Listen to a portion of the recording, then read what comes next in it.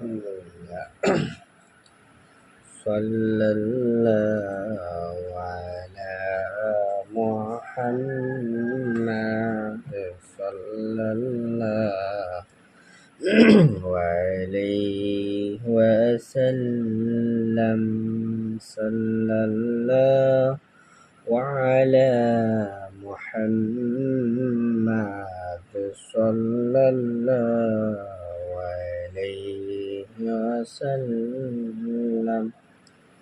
তো সূরা ইয়াসিনের মতো আছে। সূরা ইয়াসিনের ফজিলত খুব বেশি।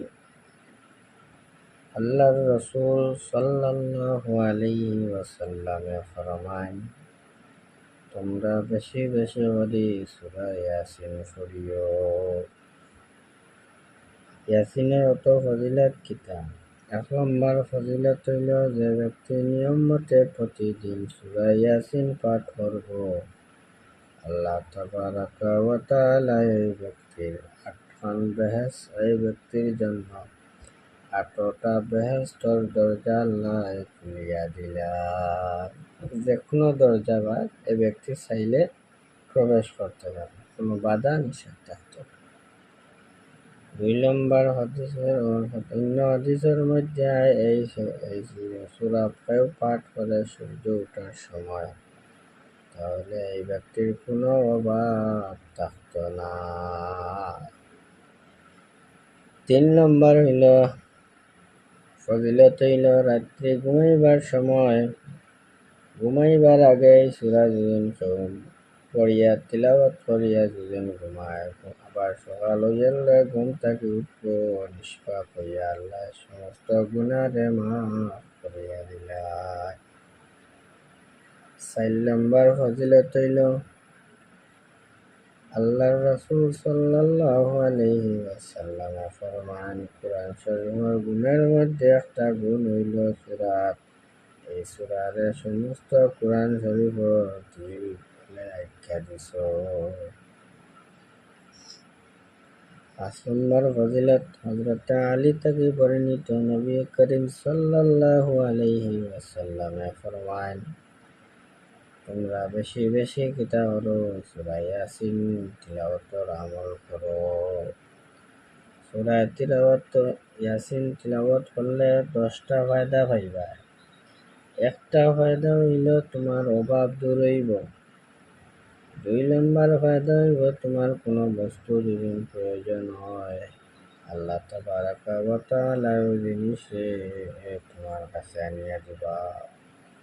3 নম্বর দিন বেশি করে ইয়াসিন পড়ো, তাহলে বিবাহ হয় না, দেরি খুব দৌড়ি খিতাইব, বিবাহের ব্যবস্থা আল্লাহ করিয়া দিবা। 4 নম্বর যদি কোনো মানুষে বেশি বেশি ডরায়, তাহলে এই তিলাওয়াত যদি করে এই বান্দার ভিতরে থাকি ডর হরিয়ে দিব। 5 নম্বর কোনো মানুষ যদি বিপদ পড়ার পরে এই সূরা যদি পাঠ করে, আল্লাহ বিপদ থাকি তাকে রক্ষা করিয়া দিলা। 6 নম্বর তাহলে কোনো মানুষ যদি বন্দী হয়ে যায়, জেলখানার মধ্যে থাকি যায়, আর সূরা ইয়াসিন তিলাওয়াত করে, আল্লাহ দিনের মধ্যে তারা জেল থাকি বার করিয়া আনিয়ে দিবা। তারা জেলখানা থেকে মুক্তি দেওয়ার ব্যবস্থা আল্লাহ খুলিয়া দিবা। 6 নম্বর যদি মুসাফির যদি থাকেন, এই মুসাফিরে যদি সূরা ইয়াসিন পাঠ করে সফরের মধ্যে, আল্লাহ তাবারাকা ওয়া তাআলা মুসাফিরদের ভালো একজন বন্ধু মিলাইয়া দিবা, ভালো সঙ্গী মিলাইয়া দিবা। 7 নম্বর কোনো জিনিস হারিয়ে যায় যদি পাই না, সূরা ইয়াসিন বেশি বেশি করে তিলাওয়াত করুন, কারণ যে জিনিস হারিয়েছে ওই জিনিস আবার ফিরিয়া পাইবা। 8 নম্বর কোনো মানুষ যদি বেমারি মানুষ থাকে, বেশি বেশি সূরা ইয়াসিন পড়ে, আল্লাহ সূরা ইয়াসিনের বদৌলতে তার বেমারে মুক্ত করিয়া দিলেইবা।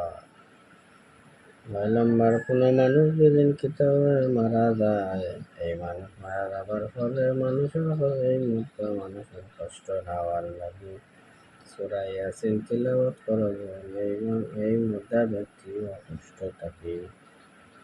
কিছুটা আরাম পাইব, কষ্ট আশা নাই। 10 নম্বর, যদি কোনো মানুষ বেমারি বেশি হয়ে যায়, বেশি বেশি এই সূরা তুমি তিলাওয়াত করে আর এই তিলাওয়াত করিয়া পানি যদি খায়, তাহলে এই ব্যক্তির বেমারও আল্লাহ সেবা করে দিলেই বা ও 10টা ফজিলত।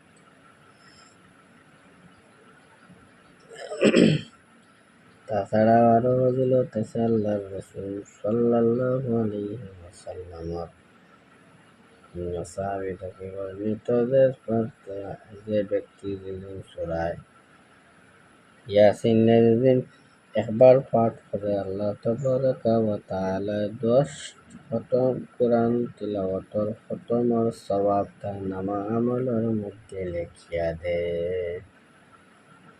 এবং এই পাঠ করার লগে লগে আল্লাহ সগীরা গুনাহ মাফ করিয়া দিলাম। হযরত হারিস বিন আকমা রাদিয়াল্লাহু তাআলা আনহু থেকে হাদিস বর্ণিত, সূরা ইয়াসিন যেদিন বেশি বেশি মানুষে পড়ে, তাহলে তার ভিতরে থাকি দুশ্মনের ডর থাকি হেফাজত হইব, হেফাজত হইব। তার কারণে আর তার কোনো রাস্তা নাই, নিজের রাস্তা নাই, অভাব অনটন করে, অভাব করে। এই ব্যক্তি যদি নিয়ম মতে সূরা ইয়াসিন তিলাওয়াত করে, আল্লাহ রাব্বুল আলামিন এই ব্যক্তির কিতা করবা, এই সূরা ইয়াসিনের তিলাওয়াতের কারণে আল্লাহ রিজকের ব্যবস্থা বানাইয়া দিবা। যার কারণে আমরা সবাই সূরা ইয়াসিনের আমল করতাম। আল্লাহ তাবারাকা ওয়া তাআলা আমরা আমল করার তৌফিক দান করতাম। আমি ওখানে শেষ করলাম। আখির দাওয়ানা আলহামদুলিল্লাহি রাব্বিল আলামিন।